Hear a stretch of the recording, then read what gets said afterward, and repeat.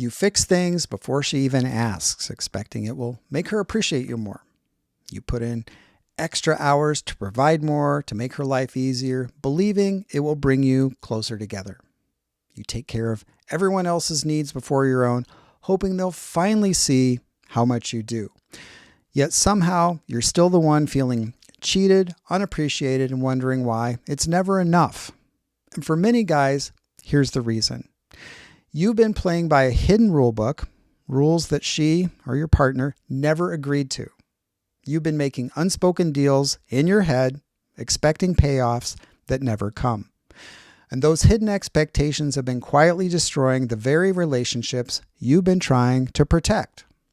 These unspoken deals are called covert contracts. And today I'll show you exactly how they play out, why they backfire every time, and what you can do to stop repeating the pattern. Now, I operated through covert contracts myself for years and had no clue that I was doing that. So I'm hoping this video helps some other guys out there not to repeat those mistakes. Covert contracts are a major component of something called nice guy syndrome. And if you're new to that term, I've got a very short video here. You can watch about that if you want to. Now let me be clear about something up front. If you've been operating this way for years or decades, you're not a bad person and you didn't develop these patterns because you were trying to be selfish or manipulative. Most likely, you learned early in life that being helpful, accommodating, and keeping everyone happy was the safest way to get love and avoid conflict. And that strategy probably worked when you were young. The problem is, it doesn't work in adult relationships, and nobody ever explained this to us guys as we were growing up. So, in your mind, it feels like a fair trade. You do something considerate, and it should translate into something you want in return. Gratitude, affection, respect, intimacy. It sounds reasonable. If I meet your needs, you should meet mine. If I make life easier for you, you should do the same for me. This feels logical because it's based on reciprocity, which is a fundamental principle in healthy relationships. But here's the critical difference. In a covert contract, she never agreed to that deal. You're keeping score in a game nobody else knows they're playing. And think about it this way. Imagine I came to your house every Saturday and mowed your lawn without you asking. And yeah, I know if you have a lawn, you'd probably appreciate that. But let me finish here. Then after a month, I showed up at your door expecting you to take care of my dog while I went on vacation. You'd probably think I was crazy, right? You never asked me to mow your lawn. You never agreed that lawn mowing equals dog sitting. But that's exactly what's happening with covert contracts, except that it happens so gradually that neither person realizes it's occurring. And let me give you 4 specific examples of how this plays out in real relationships, and then I'll go through actionable steps you can take to start breaking this pattern. The gift giver. You remember her favorite coffee, surprise her with flowers, pick up that book she mentioned once. The unspoken deal in your mind is, if I'm thoughtful and attentive, you'll reward me with more affection and intimacy. But when the gifts just become routine and the connection you expected doesn't show up, you feel invisible. What you thought was investment in the relationship, she experiences as nice gestures with no particular meaning attached. The problem solver. She mentions stress at work or her car making a noise. And before she finishes talking, you're already jumping into fix-it mode. You research solutions, make calls, handle logistics. The unspoken deal is, if I solve your problems, you'll appreciate how much you need me and see me as indispensable. But instead, she gets annoyed because she wanted someone to listen, not someone to take over. And now you feel unappreciated for all that effort you put in trying to help. The accommodator. Every decision, where to eat, what to watch, how to spend your weekends, you defer to her preferences. You avoid expressing opinions that might create conflict. And the unspoken deal is, if I suppress my own needs and always keep you happy, you'll reward me with love and loyalty forever. But instead, she complains that you don't have opinions or that you seem to lack passion about anything. And you're left confused because you thought you were buying security and peace by making yourself smaller. The provider plus. You work long hours, take on extra projects, upgrade her life with better trips and nicer restaurants. Beyond just paying the bills, you're constantly trying to buy appreciation through financial generosity. And the unspoken deal is, if I provide more than necessary and make your life comfortable, you'll show me gratitude through physical affection and intimacy. But when she doesn't seem to notice your sacrifices or shows little interest in being intimate, you feel taken for granted and resentful. You start thinking she's using you financially while withholding the connection you're really working for. Now, here's what makes this so confusing and frustrating. All of those behaviors, at least in some context and to a healthy degree, such as being thoughtful, solving problems, being accommodating, providing financially, offering emotional support, those can be genuinely good things. They're the kind of things that caring partners do for each other. The problem isn't what you're doing. The problem is why you're doing it and what you're expecting in return. And an important detail I don't want you to miss, if you really want something, the key in the big picture over time is to learn to ask for it instead of assuming it will come your way if you do certain things. That's hard, I know, but it's much more effective. Here's the trap. Every time the trade doesn't happen the way you expected, you add it to a mental scorecard. And she can feel that energy shift even if she doesn't understand what's causing it. So what started as kindness now carries a sense of obligation. Your generosity begins to feel heavy to her because she can sense there are strings attached and you seem resentful, even though you've never explicitly stated what those strings are. So love starts to feel like a business transaction. She walks on eggshells because nothing seems to satisfy you. You act resentful and irritated, but she doesn't know what you actually want. You feel cheated because your investments aren't paying off, but you can't figure out why she's not holding up the end of bargains she never made. And neither of you understands why the relationship feels more like work than connection. And the reason this happens is that covert contracts are based on a fundamental misunderstanding of how relationships actually work.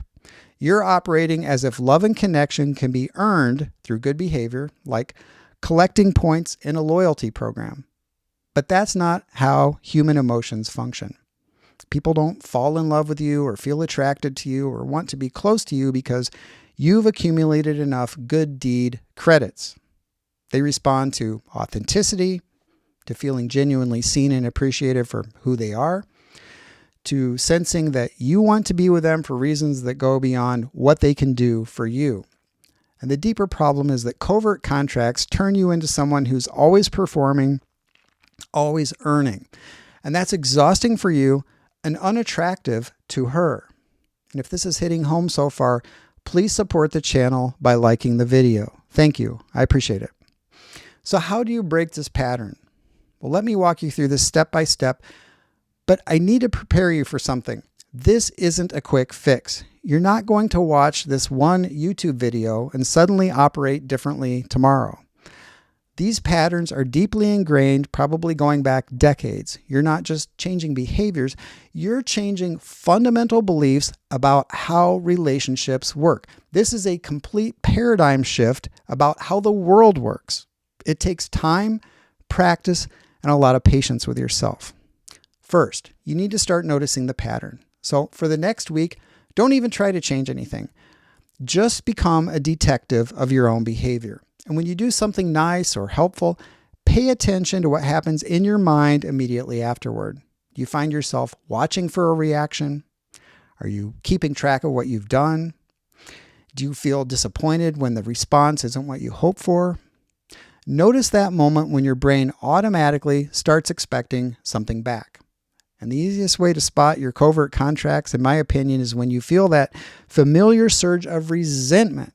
That's often what you'll notice. And that's usually your brain keeping score. Most men with nice guy behaviors have been running these covert contracts so automatically for so long that they don't even realize they're doing it. So awareness is the first crack in the pattern. Second, get brutally honest about your motivation.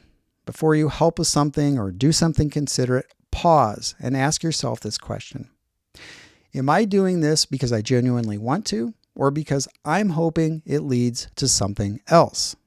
And this question is going to feel uncomfortable at first because you'll discover how much of your kindness has hidden expectations attached to it. That realization might sting a little at first. You might feel like you've been lying to yourself or that maybe you're more selfish than you thought. But don't judge yourself for this. You didn't do it on purpose. Almost every man goes through this recognition as he's recovering from this, and it's a necessary step toward building authentic relationships. Third, practice giving without strings attached. So when you do something nice, consciously tell yourself, I'm doing this because I choose to, because it aligns with who I want to be, and I expect nothing back. Now, it sounds simple, but it's incredibly difficult when you've spent years unconsciously keeping score. You'll need to remind yourself over and over again. This retrains your brain to separate genuine giving from unconscious manipulation. Real kindness feels different when you give it freely, and people can sense that difference, even if they can't articulate it. Fourth, learn to ask for what you want directly. This is probably the hardest part for men because it requires vulnerability and the risk of hearing no. And let's be honest, most of us weren't taught anything about communication skills growing up. This does not come natural to most of us. But you got to put yourself out there to do this. So instead of cleaning the garage, hoping it leads to intimacy, practice saying something like, I've been feeling disconnected from you lately. Can we spend some time together tonight? Instead of giving thoughtful gifts, hoping for appreciation, try saying, I appreciate the things you do, and it would mean a lot to me if you'd acknowledge the things I do around here as well. Yeah, it's awkward, it feels vulnerable, it doesn't feel natural, but it's necessary, and you'll get better at it the more that you do it. Direct communication feels scary because it eliminates the buffer of covert contracts. But it's also the only way to find out what your partner is actually willing and able to give you. Fifth, accept the results without taking them personally. Here's what's going to happen. When you start asking directly for what you need, you may discover that some of your expectations were unrealistic. You'll find out which needs she's willing and able to meet and which ones she isn't. Some of the things you've been hoping for through covert contracts might not be available, period. And that information is hard to receive, but it's also incredibly valuable because clarity is better than decades of frustration and empty hope. And sometimes you'll discover that she's actually willing to meet needs you never directly expressed, but she had no idea you wanted those things. You never asked. Now let me prepare you for what this journey actually looks like. It'll probably get harder before it gets easier. But in my opinion, it's worth the effort. You're going to slip back into covert contracts, especially when you're stressed, tired, or feeling insecure. You'll catch yourself keeping score again. You'll find yourself doing nice things with hidden expectations attached. When this happens, don't beat yourself up. This doesn't mean you're failing or that you're hopeless or something like that. The goal isn't perfection. The goal is awareness and course correction. And the more you do this, the longer you work on it, the easier that'll become. This pattern took decades to develop. Expect at least many months of consistent practice before new habits start feeling natural. Some of you will want to quit after a couple of weeks when the vulnerability feels unbearable or when people respond differently to your new directness. Some of the people in your life might not like the changes. They've gotten comfortable with your old patterns. Don't let that discourage you. You're not doing anything wrong. Push through that discomfort. The men who stay the course and do this work report several significant improvements in their lives. First, their relationships become more authentic. The appreciation they receive feels genuine because it's not something they manipulated through good behavior. The affection they get is real, not obligated. Second, they feel less exhausted by their relationships because they're not constantly trying to manage other people's emotions or avoiding all conflict trying to earn love.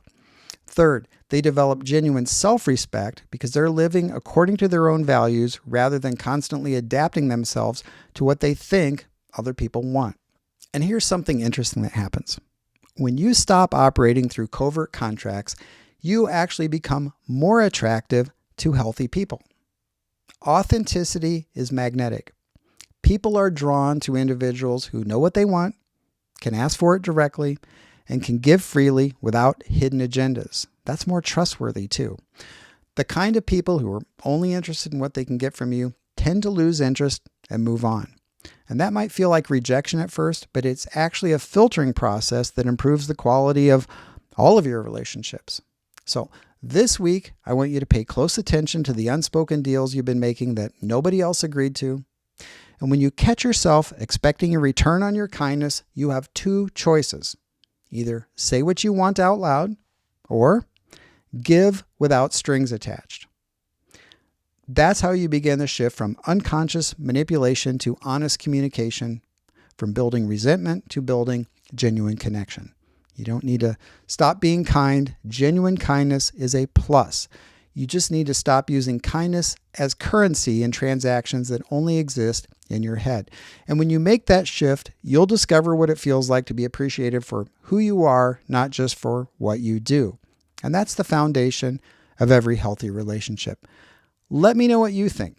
If you've been struggling with covert contracts and maybe didn't even realize it or have a name for it, and if you're tired of feeling unappreciated despite doing everything right, subscribe to the channel. I make content for men, mostly in middle age, who are ready to start living more authentically. Thanks for watching. I'll see you at the next one.